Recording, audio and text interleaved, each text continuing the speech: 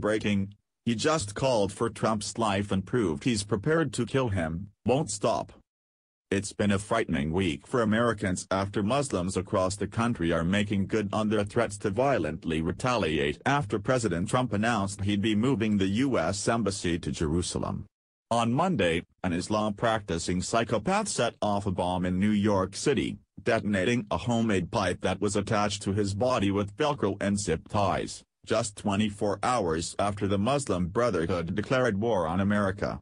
Now these unhinged barbarians are setting their sights on the President of the United States after a chilling directive has just come down from one of their key leaders, that's putting the White House on full alert today. Muslims understand fully that to take down America they must infiltrate every facet of our society, and thanks to Barack Obama letting them pour into our country under the guise of being war-torn migrants, and then dumping billions of dollars into the pockets of the Muslim Brotherhood, that's exactly what they've been able to do.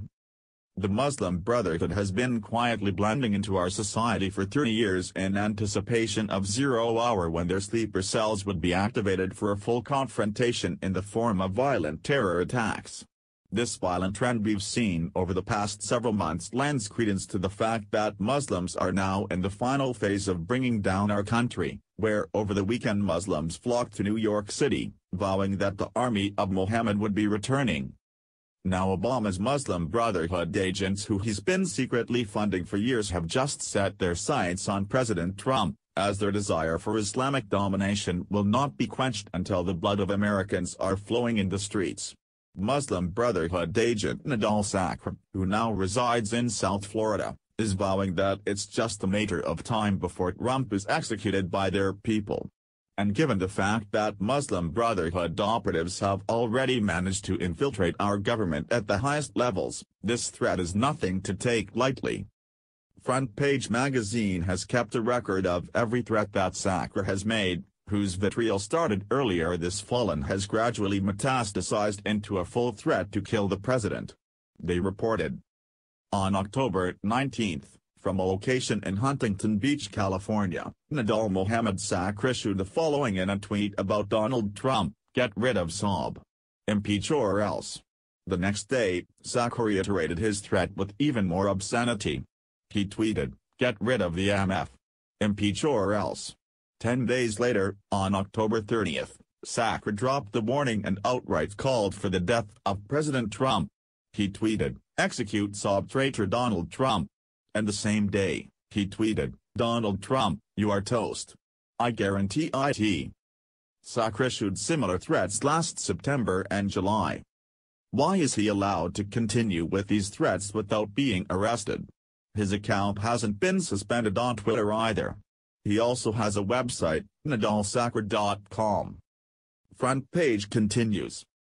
On December 6, he tweeted, "Down with America." On December 5, he tweeted, "America must pay for electing/not sacking Boss Saab Donald Trump." The same day, he tweeted, "Action alert worldwide. As you protest to shut down U.S. embassies and expel Americans out of your country, make sure to desecrate and burn a dummy of Boss Saab Donald Trump. Teach the MF a lesson." Previously, in September, Sakhr tweeted a graphic depicting Jerusalem, a Palestinian flag, and a hand gripping a bloodied knife with the description in Arabic, "Strike back and raise the flag above and across Jerusalem."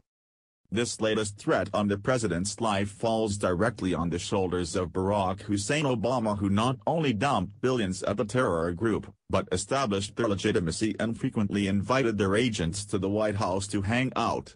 Obama even managed to get one of his Muslim Brotherhood agents a job in Trump's administration, where Donna Habib Powell was ousted shortly after when President Trump discovered her ties to Valerie Jarrett and the terror group.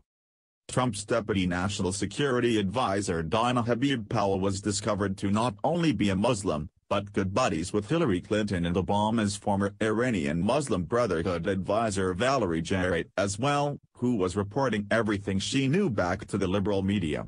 Trump promptly fired Powell after discovering she the one behind Obama's coup, and a series of leaks coming from the White House.